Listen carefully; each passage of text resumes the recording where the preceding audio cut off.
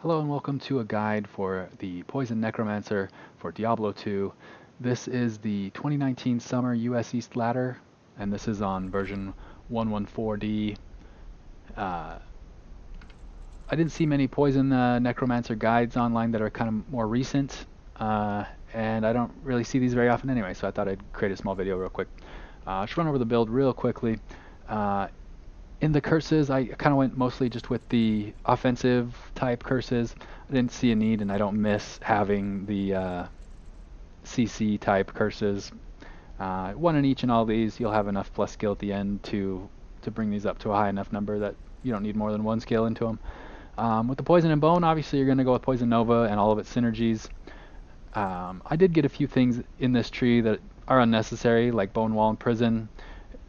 I kind of got these maybe just to PvP with some friends or something, but these are unnecessary and you probably don't need them.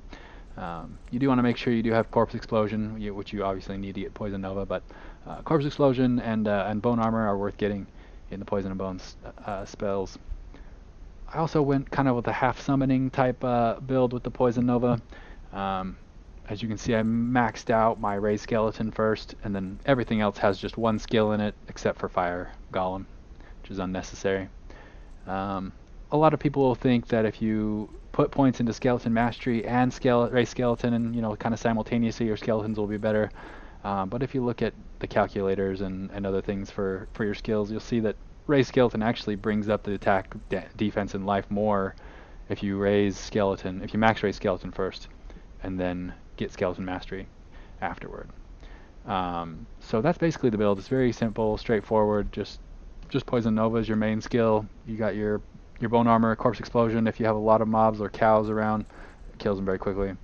And then just make sure you have your Ray Skeletons up, and you have the opportunity also to revive other big monsters. So I'll get more into that summoning here in a second, but as far as the gear goes, obviously with the Death's Web, I got a 5/5 faucet in there for poison. Probably the best Poison Nova Necromancer weapon you can get. Went with the Triangle Gloves, obviously, for the poison skill damage, castrate, curses, great gloves all around for this build. As far as your rings go, you're looking mostly just for castrate with some resist, some strength, just a general good caster ring. You could go with SOJs on here as well to kind of boost your damage even more, but I do so much damage already that I don't really see it being a necessity to increase my damage even more, because I killed most everything with one Poison Nova anyway, so it almost doesn't matter. Arachnid Mesh I got going on my belts. It's got the one skill and castrate. Going with the Enigma, made it out of an Archon plate. This armor is, in my mind, the best armor for a Poison Nova Necromancer. A lot of people online you'll see will talk about going with Bramble for the extra poison skill damage, and I just find it unnecessary. Like I said before, I do so much damage already that adding that much more poison damage is just unnecessary, and having the teleport is just so much better to have than the Bramble. So, and then I kind of went against the grain on the helmet here a little bit. I went with the Corona Crown of Ages. Got two poison skill faucets inside of it. I really like this helmet with the plus skills, the faster hit recovery, all res, DR. Like, this helm is just all around a great helmet for this build. Oftentimes you'll find people will have good circlets, or Necromancer helms that are offering, the same thing, maybe more skills with some faster hit recovery, castrate maybe. You could even find some with strength and even sockets on it to put your faucets in. But I kind of went with this cheap route, and it gives great all res, great DR. So this is a great all around helmet, I think, for this build. A lot of people may criticize that, but you know what, it works for me and it works great. So going with the Maros on the neck, the Homunculus shield on my arm here. This shield is a perfect roll, upped with a 5/5 faucet inside of it. A lot of people look into using the Spirit Shields or other Necromancer heads that are offering maybe higher damage and stuff like that. But I always kind of fell back to the Homunculus because it offers so much in terms of toughness and survivability with its all res and the block rate. So I very much recommend the homunculus over anything else. I went with the Sandstorm Trek on my feet. These boots are, you know, they're good. They're not ethereal. This is kind of probably an item slot that you can play with. You can pretty much use any boot you want here that at least allow you to hit some faster hit recovery, caps, breakpoints, as well as, you know, maybe your resistances might be low or something. So you might get some good boots here that help you there. I just went with the Sandstorm Trek. As far as charms, these are all P&B skills, and then I have a Geed. I replace my Geed sometimes with a different P&B skill charm. And then just some all-res and MF small charms, my Annie, my Torch, etc.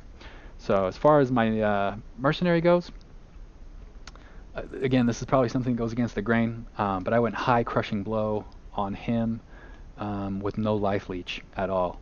So I got a Obedience CA, high Crushing Blow, Fortitude in his chest, and a Guillaume face for the Crushing Blow.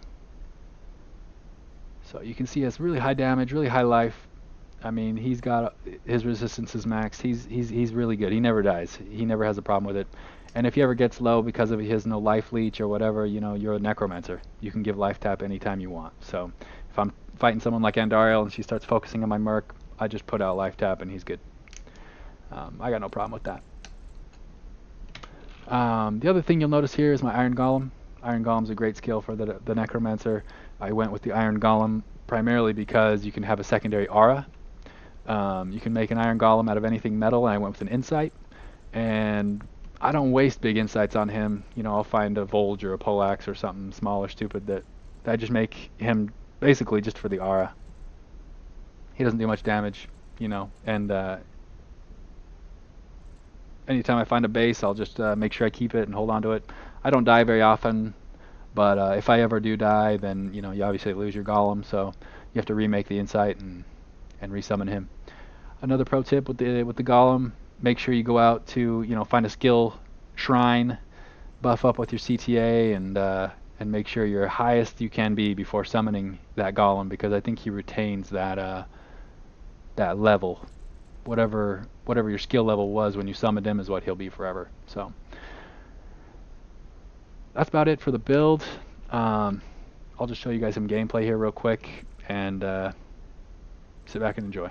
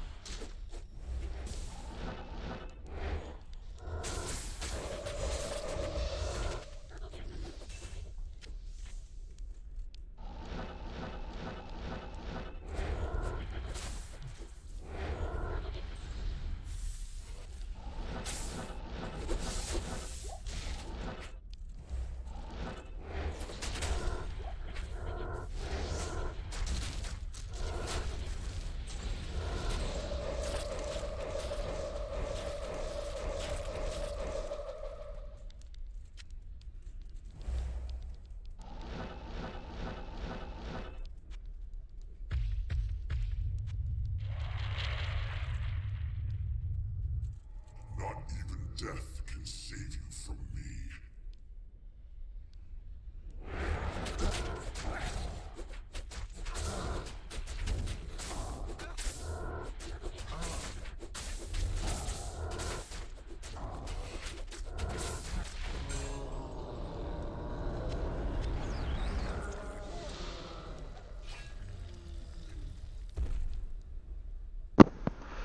So as you can see, it was very easy, very quick to kill, even Diablo.